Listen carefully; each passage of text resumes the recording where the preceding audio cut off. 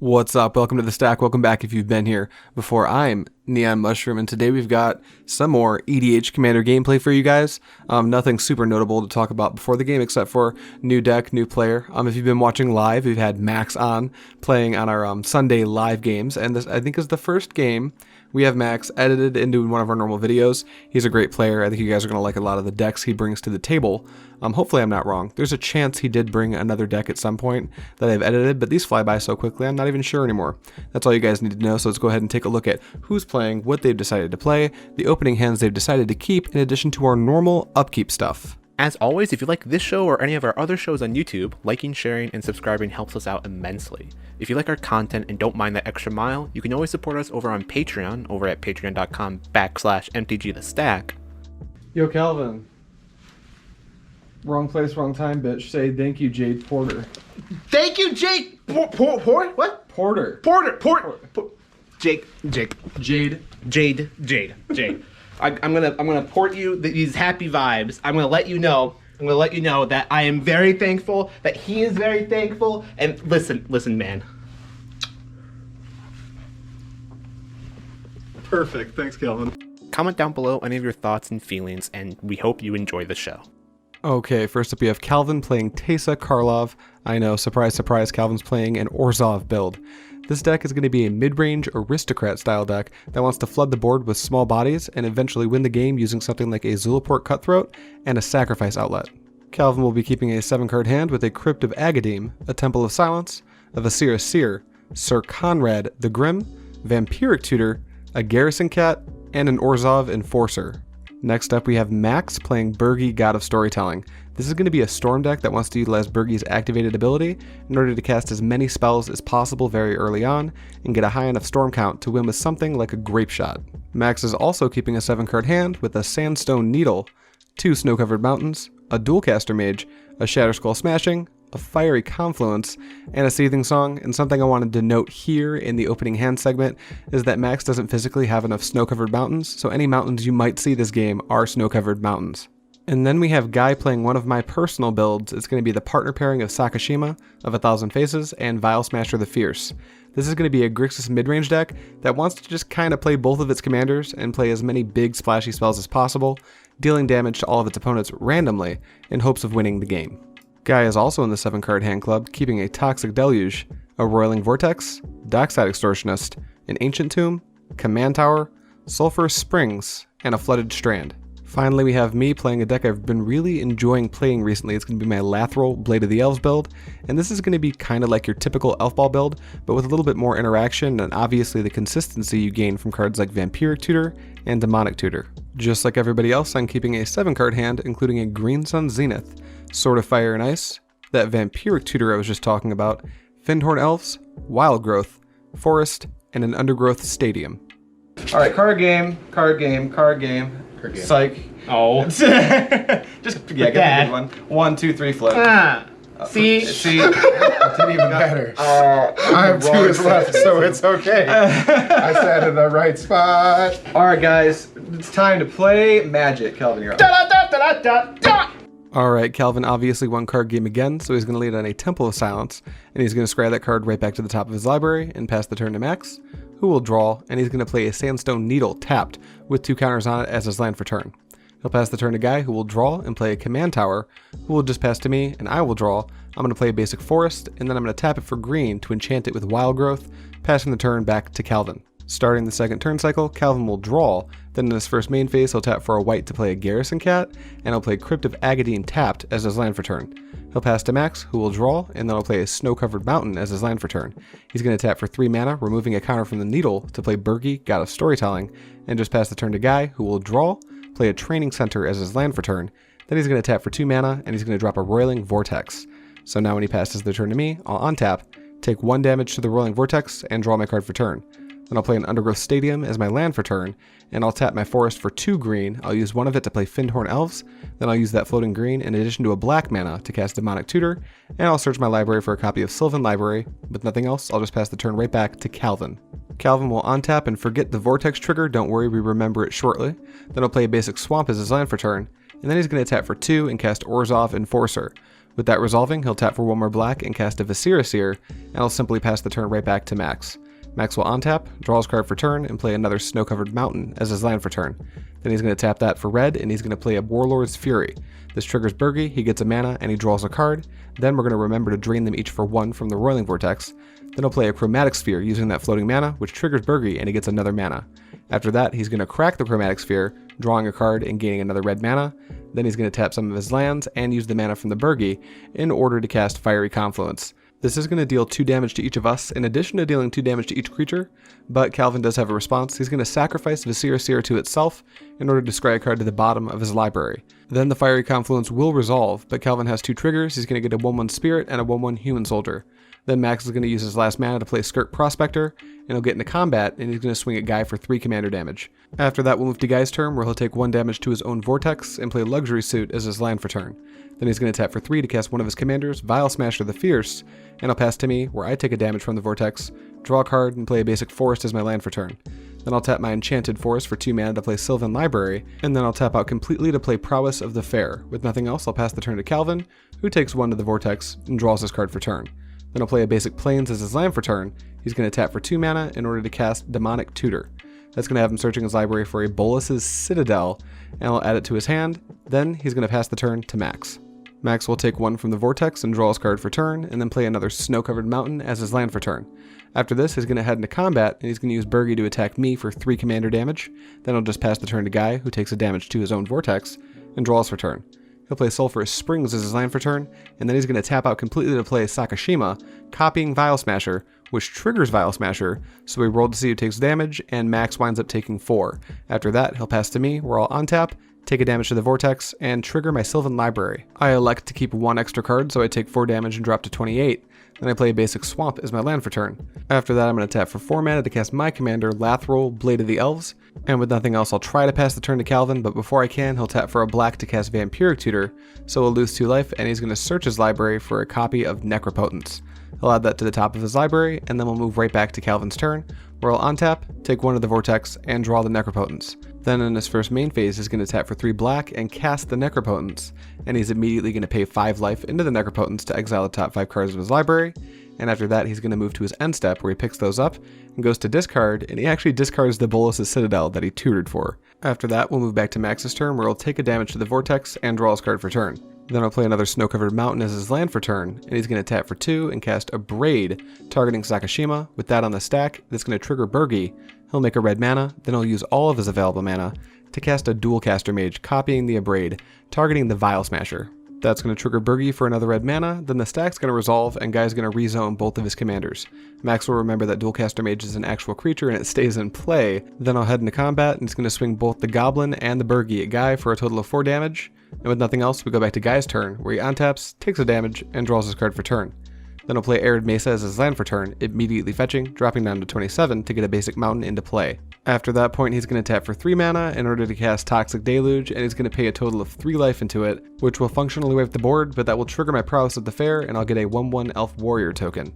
After that, he's going to tap for 2 more mana in order to play Dockside Extortionist, which will net him a total of 4 treasures. With nothing else, he'll try to pass the turn to me, but I have a response. I'm going to tap for a black and cast my own Vampiric Tutor. I'll lose 2 life, and I'll search my library for a Hall of the Bandit Lord. I'll add that to the top of my library, and then I'm going to untap and take 1 damage to the Rolling Vortex, and then trigger my Sylvan Library, but this time I don't want to pay any life to it, so I'll just take the 1 card, and in my first main phase I'll drop that Hall of the Bandit Lord tapped. Then I'm going to tap for 3 mana in order to cast a Sword of Fire and Ice, and I'll tap for 2 to put it on my Elf token and head straight into combat. I'm going to turn my Elf sideways at Max for a total of 3 damage. He's going to take it, and that's going to trigger the Sword of Fire and Ice, so I'll point the 2 damage at Calvin. Then I'm going to draw a card, and with nothing else, I'll just pass the turn back to Calvin, who's going to untap, take 1 of the Vortex, and skip his draw step. Then I'll play Mortuary Mire, which comes into play, triggers, and I'll put Viscera back on top of his library. Then I'll tap for 4 and cast his commander, Teysa Karlov. Before passing the turn, he's going to pay 2 life into the Necropotence, exiling the top 2 cards of his library. Then he's going to move to his end step, and he'll add those cards to his hand. He'll move to discard, and then I'll pass the turn to Max. He will untap, lose a life to the Vortex, draw a card, and then he'll play a Snow-Covered Mountain as his land for turn. After that, he'll tap out for his commander Birgi, and with nothing else, he'll just pass the turn to Guy. Guy's going to untap, lose 1 to the Vortex, and draw a card for turn. and then play an Ancient Tomb as his land for turn. After that, Guy's going to tap all of his lands, losing 2 life to the Ancient Tomb, and use all of his treasures for a total of 11 mana, which is exactly enough to recast his Vial Smasher the Fierce, and the Sakashima copying Vial Smasher. With nothing else, he'll pass to me, I'll lose a life to the Vortex, trigger the library, and decide I still only want 1 card, I don't take any damage, and I'll play Verdant Catacombs as my land for turn. Then I'll tap out for 6 mana, losing 3 life to the Hall, so when I cast Lathril, it's going to have haste. After this, I'll head into combat, and I'm going to turn the Lathril sideways at Calvin, and I'll turn my token sideways at Max. Neither of them can block, so Max takes 3 and Calvin takes 2. This triggers both the sword and the Lathril, so I'll get 2 Elf Warrior tokens, and then I'm going to use the sword to deal 2 more damage to Max and draw a card. With nothing else, we'll go to Calvin's turn, where he'll untap, skip his draw step, lose a life, and play a basic swamp as his land for turn.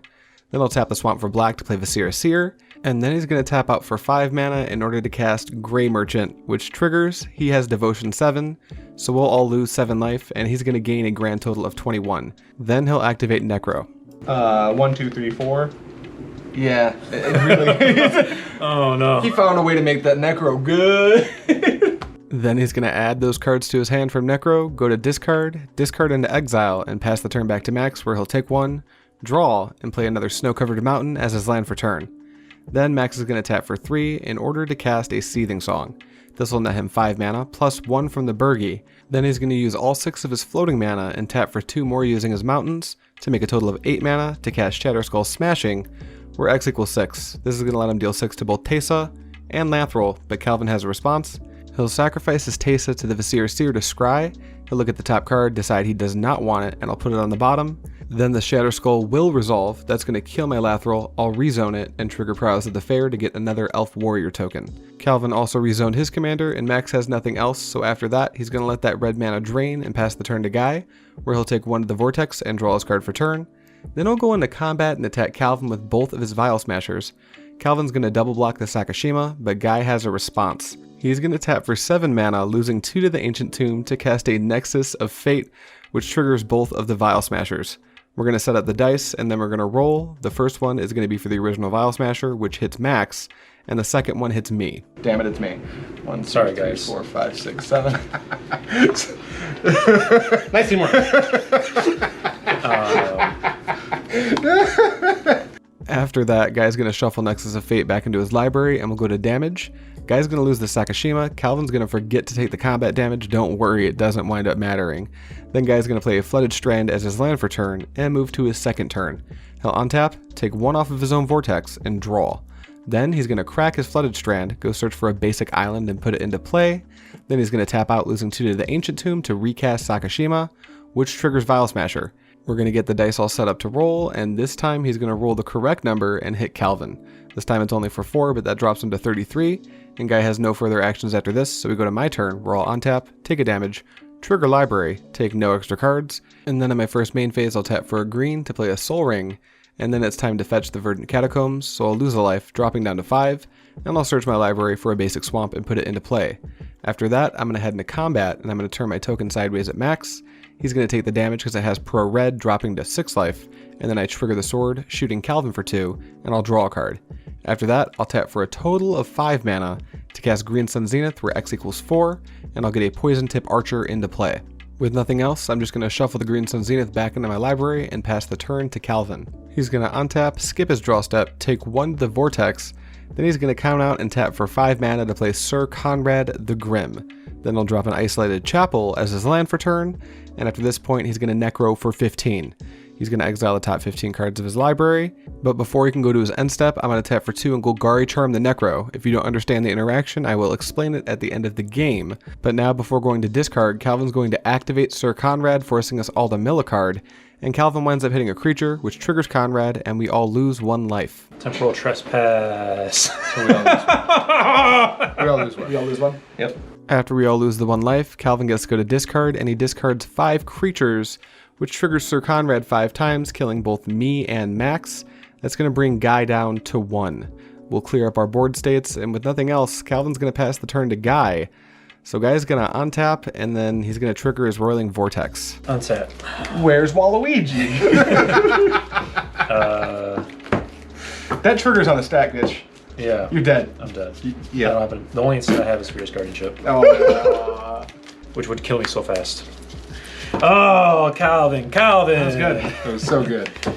Calvin seems to be on a roll with these Orzhov builds. Let's take a minute to wrap up the game, talk about it for a few minutes. This game was a little on the longer end, so I don't want to talk about it for too long, but I want to bring up some important stuff. And I'd like to start by talking about both of my decks. I was playing my Lathril deck, and Guy was playing the Vial Smasher Sakashima deck, and they both kind of did exactly what they wanted to do. Lathril wants to be kind of this attrition-y elf ball deck with interaction. That's kind of the pull to play black instead of just being a mono green elf build, and I thought it did its job pretty well. There were some points where maybe I could have tutored a little bit better, and I think maybe getting the what did I tutor for initially with the Hull of the Bandit? I think it was a Hull of the Bandit Lord.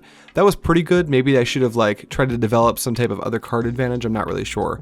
I wasn't mad about how my deck performed, but I think we'll get to Calvin in a moment. But what he did was really hard to come back from if you're playing the strategy I was playing or the strategy that Guy was playing. Specifically, he's playing Vial Smasher and Sakashima, and I alluded to this at the beginning of the game, but the idea of the Vial Smasher Sakashima deck is super simple. You play Vial Smasher and you play Sakashima cloning it, and then the deck's full of clones. You want to make as many Vial Smashers as you possibly can in hopes of casting cards like Treasure Cruise and killing everybody by rolling dice. It's great fun. He did a lot of that, but because of what Calvin did, he was never able to kind of like wrap the game up, and he was put out of the game pretty quickly because he was using his life total as a resource most of that game, and he did ultimately die to his own vortex, his own, what was the name of that card? Roiling Vortex. So unfortunately, he wasn't able to quite get there. There was Max, and the reason I wanted to wait a second to speak about Max is while his deck did the Birgi thing, he kind of played the control role that game. He wiped the board like twice. He was doing, no, like 3 times, because he also did that play with the Abrade and the Dualcaster Mage, targeting both of Guy's Sakashimas. And mind you, I think Guy would have done a lot better that game if he had maintained control over his Sakashimas for a longer amount of time. I think they got bored by like 2 or 3 times. But other than that, he wasn't able to like do the thing that gets him ahead, which is like start to do the storm thing and try to win with a storm card. There's a few ways the deck actually wins.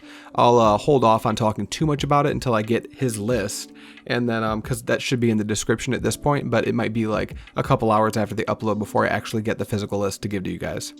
And I actually want him to talk about a little bit more on that later. And then we've got the winner of the game, Calvin. He kind of did everything right, from looking for the Necro and then having the Grey Merchant of Ashvidel. We just call him Gary. I don't know how to pronounce that last word in his name. I'm not good at reading or writing. But because of that insane life total advantage he gained, he was able to start utilizing the Necro, because he initially searched for the Necro, which I thought was really dangerous, because Guy had the whole Sakashima thing going, and using your life total as a resource in that position can be a little tricky. But he also happened to cast the Gary, the Grey Merchant, right when Guy didn't have the mana to activate his enchantment, the Roiling Vortex, which would stop Calvin from gaining a life, which I thought was really sweet. It was really well timed, and that's kind of how he won the game. He gained a bunch of life, and he was able to keep utilizing his Necropotence. And a really quick thing that I told you I would explain at the end of the game was I Golgari charmed the Necropotence, and there was a reason for that. If you read Sir Conrad the Grim, he does 2 things in that scenario. When Calvin goes to discard, if he discards a creature, it hits his graveyard, so everyone takes a damage. However, Necropotence is worded in a way where when you discard, the creature will hit the bin, but then he'll exile said creature from the graveyard, which is going to have 2 damage per every card he discards to Sir Conrad. So when I Golgari charmed the Necropotence, it was so he wouldn't exile the creatures from his graveyard. The idea there being he wouldn't have enough creatures to kill us. He obviously did, but that was my hope there. That said, that's all I should have for you guys today. Thank you so much for watching. If you haven't been checking them out, check out our streams on Sundays.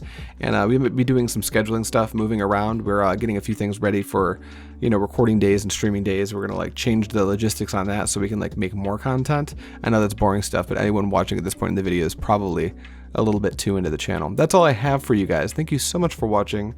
And as always, I will see you next time.